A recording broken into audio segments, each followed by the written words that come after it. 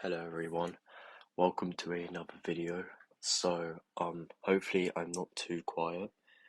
I'm at home right now because I was filming all these videos at university, but I've come home for the Christmas holidays, so hopefully I'm not whispering and it's not too quiet.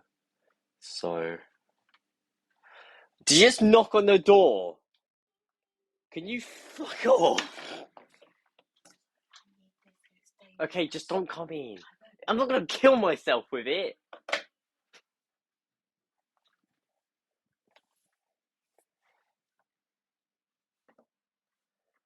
So hopefully I won't be too quiet. So today we're just going to be covering differentiation. As you can see, we're going to be focusing on the product rule. I know we're supposed to be going through the power rule and the chain rule, and then the product. You get the gist, and the quotient, and then implicit and the differential equations. However, I'm just going to start off with product rule today because I'm feeling like it. So there's pretty much nothing else to it other than the fact that I'm feeling it. So if you don't know how to use the chain rule, I highly recommend, or actually I recommend you to go to another video, or I'll put like in the top right corner for a video that I made on chain rule, which will be coming out soon. So um yeah, let's just get straight into this question. Excuse me. So we have this question here. This will be the only question for today. Um, and it states that the function y equals x, and then in brackets 2x plus 1 is to the power of 4. So we know that if we want to differentiate, we have to use the product rule because we have two x's be multiplied together. There we go. So we can see an x here and an x over here. That's how we know to use the product rule, or to identify when to use the product rule, right? Because this is basically the same as y equals x multiplied by 2x plus 1 to the power of 4, right?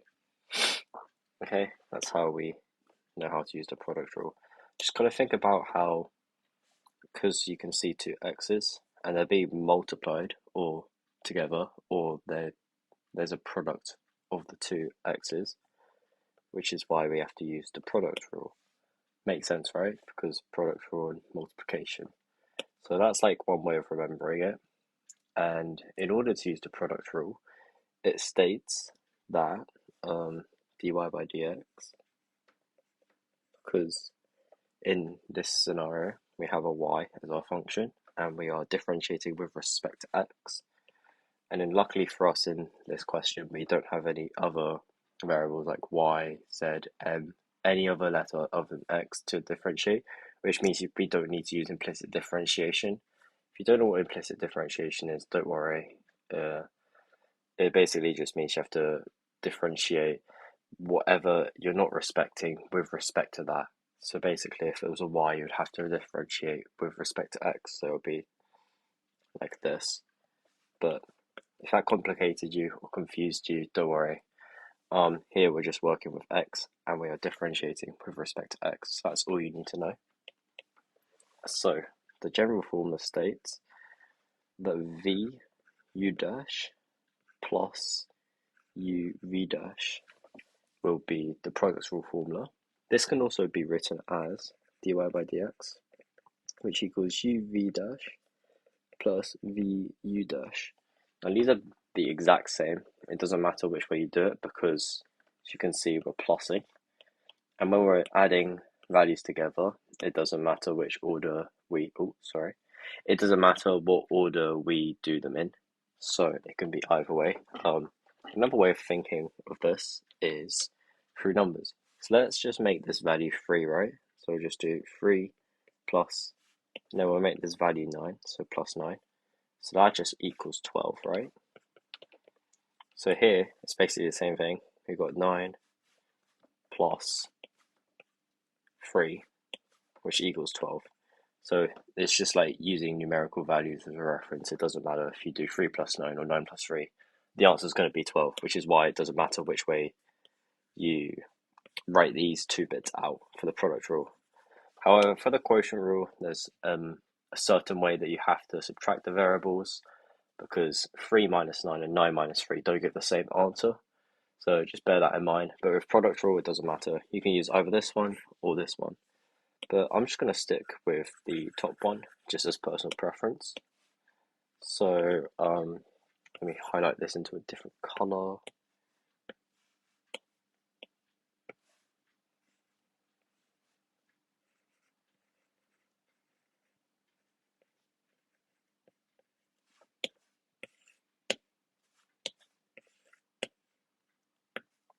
Okay, so we have our general rule over here.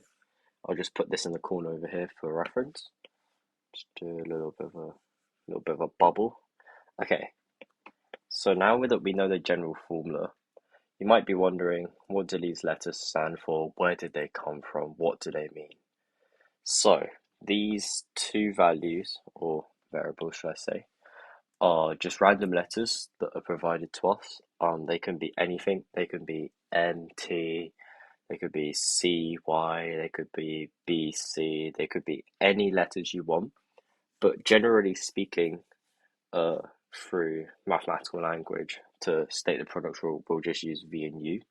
So all these basically mean is that because we know from the question here, we have two parts, right? As we stated earlier. So we'll just call the first bit X. We'll just rename this as U. And then we'll rename 2x plus 1 all to the power 4, V, right? Just for easier reference. And then these dashes here, as you should probably know, means basically the first order derivative with respect to whatever you are doing of the variables. And since we've stated our new function g and v, we can just rewrite these out really quickly. So u equals x, and v equals 2x plus 1 to the power 4, right? So for u prime, which is also, so u prime also equals du by dx, which is the same as dy by dx, right? Because you've got your function and you're differentiating with respect to x. So here we can simply just differentiate x with respect to x, which equals 1. If you don't know why it's that, watch my introductory video, I explain why. And for v, I'll explain it fairly briefly, but you're using the chain rule here, which is why I said to watch the chain rule video before you start doing product and quotient rule and whatever other rule, because chain rule is used in most of these scenarios, right? So we've got v prime or v dash, whatever you want to say. So v prime equals dv by dx.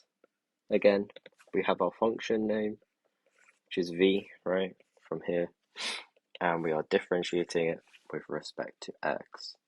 So using chain rule, we'll just quickly do it on the side here. We'll do it in a different color just to not confuse you. So we'll use a and b, but typically for chain rule, again, you would use u, but just to make it less complicated, right, I will make it a and b. So we'll state a as 2x plus 1, right? And then we'll state b as a to the 4. Now again, please know your chain rule before doing this. I'm just doing this so then it's more easier to understand the process instead of me just flying straight to the answer. So we've got a prime, which equals 2, because from this, and then b prime, which equals 4a cubed. So b prime also equals this, right?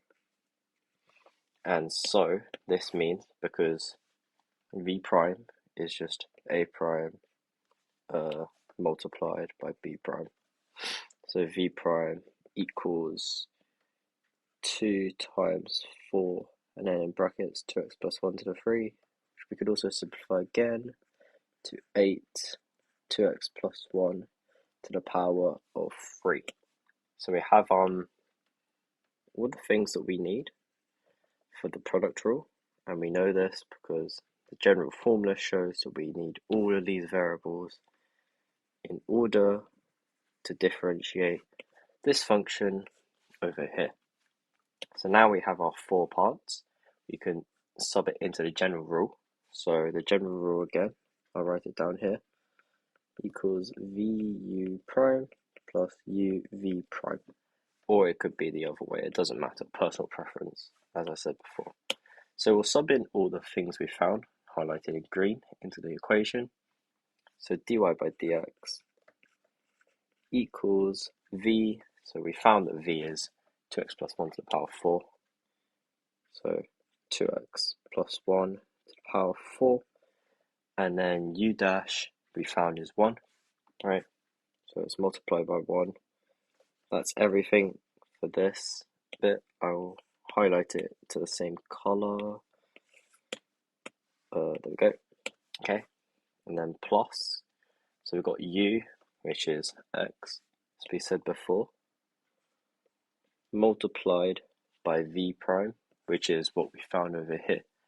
So that's 8, and then in brackets 2x plus 1 to the power 3. And then that's that half of the equation. So we have another bit over here, which we found, which is perfect for us because then this is our answer. It's not our final answer, but it's our answer because now all we have to do is simplify this, and that will give us our first derivative of this, right? So what can we simplify? Well, first bit multiplied by 1. Anything multiplied by 1 is just the same thing. So dy by dx equals, so for the first bit, it's just 2x plus 1 to the power 4, because you're just multiplying by 1, which is just this by itself. And then plus, so for the yellow bit, we have x times 8, and then this bit in the brackets, right? So we can simplify the x times 8 and make it 8x.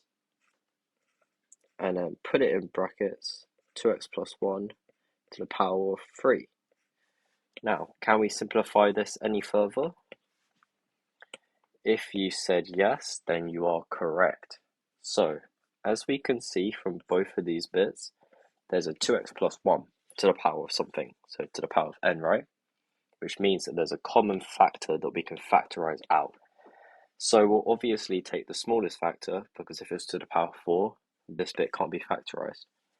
So what it becomes is dy by dx, which equals, so we're factoring out this, so it becomes 2x plus 1, right, to the power of 3. Remembering you have to look for the smallest power to factor out, so that everything will be factorized out. So once we've factored that out, what's remaining? Well, we have 1 extra 2x plus 1 here. And we got to remember the plus 8x. Okay.